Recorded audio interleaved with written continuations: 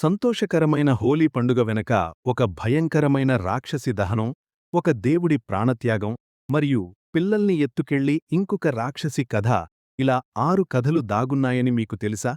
ఉత్తర భారతదేశంలో హోలీ అంటేనే రంగుల పండుగ.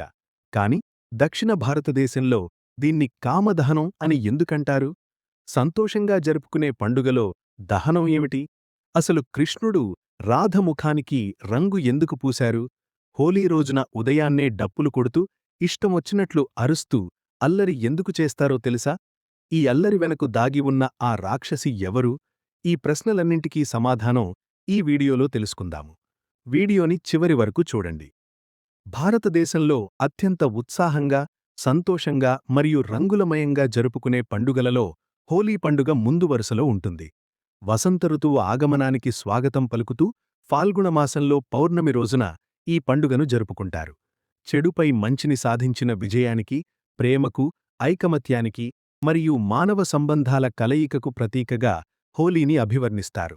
ఈ పండుగ వెనక కేవలం ఒకే ఒక కథ కాకుండా భారతదేశంలోని వివిధ ప్రాంతాల ఆచార వ్యవహారాలను బట్టి అనేక పురాణ కథలు ప్రాచుర్యంలో ఉన్నాయి.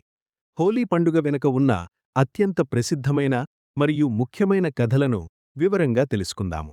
మొదటిది, ప్రహ్లాదుని భక్తి మరియు హోలికా దహనం, చెడుపై మంచిని సాధించిన విజయం. హోలీ పండుగ అనగానే మనకు ముందుగా గుర్తొచ్చేది హోలికా దహనం. ఈ కథ విష్ణుభక్తుడైన ప్రహ్లాదుడు మరియు రాక్షసరాజైన హిరణ్యకశిపుని చుట్టూ తిరుగుతుంది. పూర్తి వీడియో మా ఛానల్లో ఉంది, చూడండి. అలాగే మన ఛానల్ని సబ్స్క్రైబ్ చేసుకోండి.